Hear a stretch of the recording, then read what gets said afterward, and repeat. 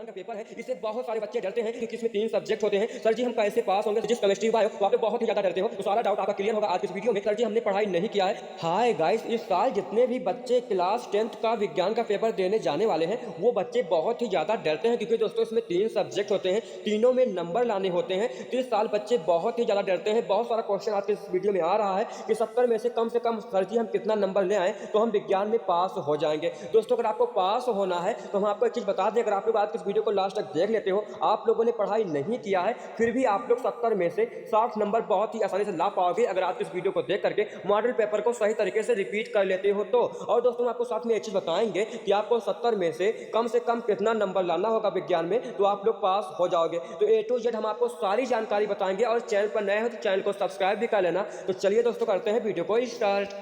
तो दोस्तों सबसे पहले हम आपको बता देते हैं जो इस साल हाई स्कूल विज्ञान का पेपर होगा वो टोटल 70 अंकों का होगा। और दोस्तों जो इसका समय दिया गया है वो 3 घंटे 15 मिनट का दिया गया है। 15 मिनट में आपको पेपर को पढ़ना है और 3 घंटे में अपने पेपर को पूरा हल करना है। और दोस्तों ये 3 घंटों में विभाजित किया गया है और निर्देश के बारे में हमने नेक्स्ट वीडियो में बताया था। तो दोस्तों सबसे पहले हम लोग क्वेश्चन की ओर बढ़ते हैं जो कि इंपॉर्टेंट क्वेश्चन होंगे। तो खंड आ बहुविकल्पी प्रश्न सबसे पहले हम लोग पढ़ते हैं, ये 3 खंडों में विभाजित होगा। तो फर्स्ट है, 2 पृष्ठों से घिरा हुआ कोई पारदर्शी माध्यम जिसका एक या दोनों पृष्ठ गोलीय है कहलाता है। इसका जो भी आंसर होगा उसी पर हम आपको वहां पर टिक करना होगा और अगर आप लोग सही टिक लगा लेते हो तो आपका 1 अंक निर्धारित हो जाएगा। और आप लोग अपनी किताब में भी क्वेश्चन पर टिक लगाते रहिए, हम आपको सिर्फ क्वेश्चन बताएंगे। अगर आपको आंसर जानना है तो कमेंट बॉक्स में यस टाइप कर देना, हम उस पर भी वीडियो बना देंगे बहुत ही जल्द क्वेश्चन आंसर के साथ। तो दूसरा दोस्तों हम लोगों का क्वेश्चन है, दूसरा क्वेश्चन दोस्तों हम लोग ये कहता है, दंत विशेषज्ञ मरीजों के दांतों का बड़ा प्रतिबिंब देखने के लिए किस दर्पण का उपयोग करते हैं? तो इसके 4 ऑप्शन होंगे, जो भी सही होगा उस पर आपको टिक करना है। सही करते हो तो आपका 1 अंक निर्धारित हो जाएगा। किताब में या फिर कॉपी में क्वेश्चन को लिखते रहिए, हम आपको बताते रहेंगे। अगर आप लोग इतना पढ़ के जाओगे तो 70 में से 70 नंबर बहुत ही आसानी से ला पाओगे क्योंकि यही क्वेश्चन बार बार रिपीट होते हैं और बहुत सारे लोगों ने इस पर वीडियो बनाया है पर सही जानकारी नहीं दिया है। तो तीसरा क्वेश्चन हम लोगों का है, किसी उत्तर लेंस के सामने 2f और अनंत के बीच कोई बिंब वस्तु रखा गया है, इसका प्रतिबिंब बनेगा। ये कई सालों से आ रहा है और इस साल 100% आएगा, इसको आपको जरूर से रिपीट करके जाना है। तो चौथा क्वेश्चन दोस्तों हम लोगों का है, चौथा क्वेश्चन दोस्तों हम लोग ये कहता है, मानव नेत्र अभिनेत्र लेंस की फोकस दूरी को समायोजित करके भिन्न दूरियों पर रखी वस्तुओं को फोकसित कर सकता है, ऐसा हो पाने का कारण? तो जो भी होगा उस पर आपको टिक करना है। फिर पांचवा दोस्तों हम लोगों का क्वेश्चन है, पांचवा क्वेश्चन दोस्तों ये कहता है, कॉलम ए में दी गई राशियों का सुमेलन कॉलम बी में दिए गए SI मात्रक से कर सही विकल्प। इसका जो भी सही होगा उस पर आपको 1 अंक निर्धारित होगा। यहाँ पर आपके 4 क्वेश्चन यानी कि 4 ऑप्शन दिए गए हैं, जो भी होगा उस पर आपको टिक करना है।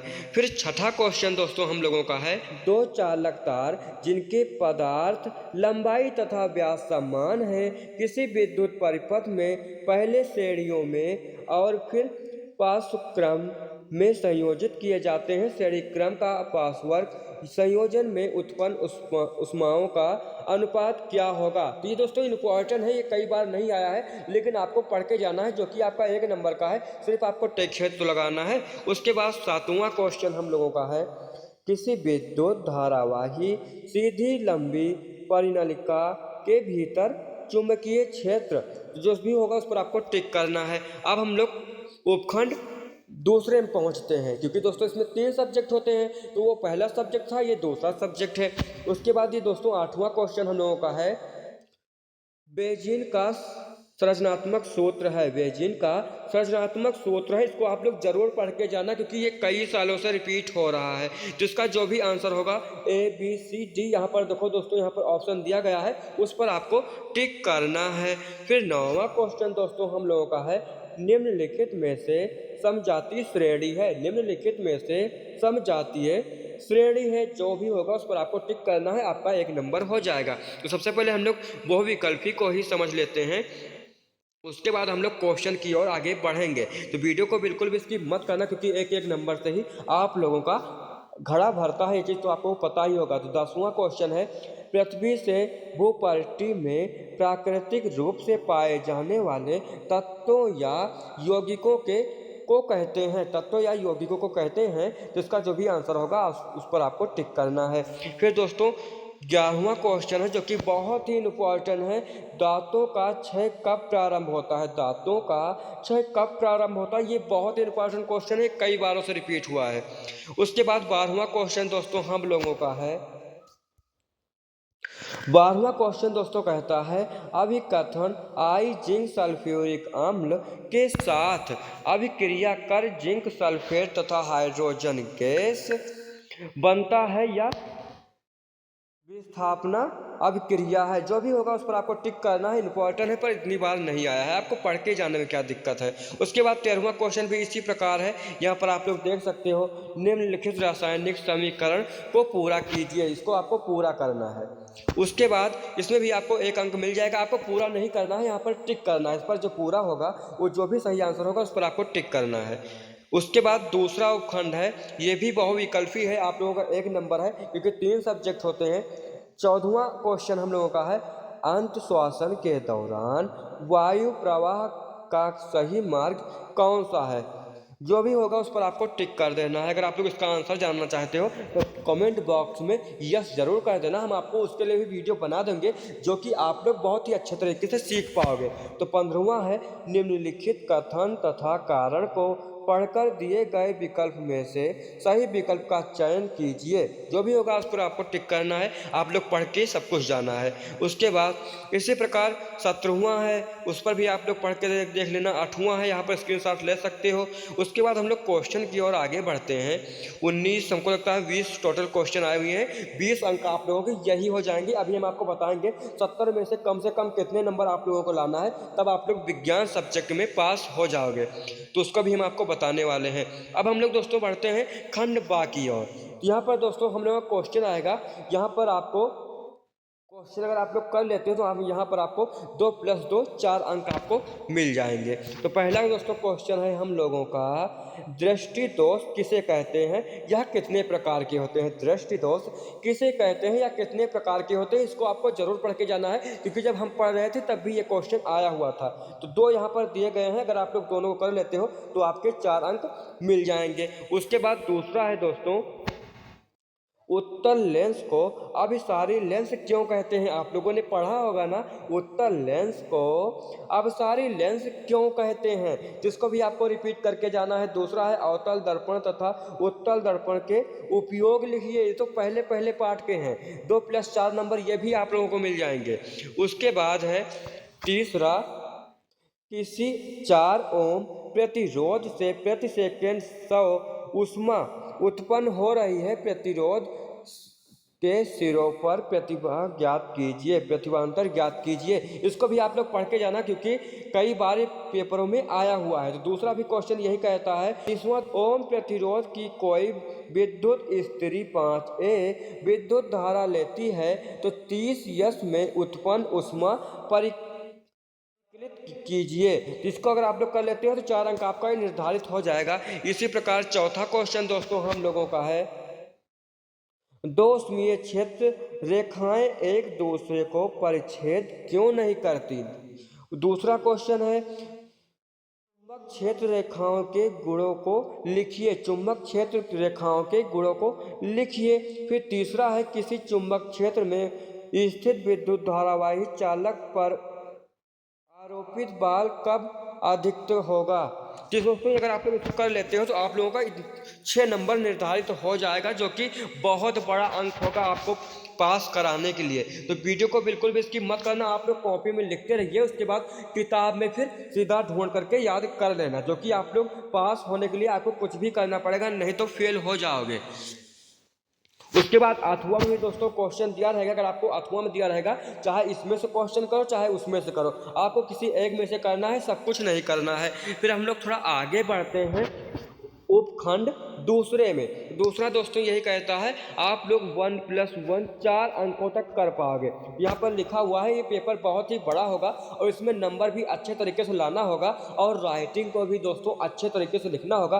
अगर आप लोग अच्छी राइटिंग में लिखोगे तो एग्जामिनर आपको बहुत ही अच्छे तरीके से पास भी कर देगा, क्योंकि राइटिंग भी बहुत ही ज़रूरी होती है। तो पाँचवा क्वेश्चन दोस्तों हम लोगों का है, निम्नलिखित अभिक्रिया के लिए संतुलित समीकरण लिखिए। संतुलित समीकरण लिखिए। यहाँ पर आप लोग इसको स्क्रीनशॉट सही तरीके से ले लीजिए।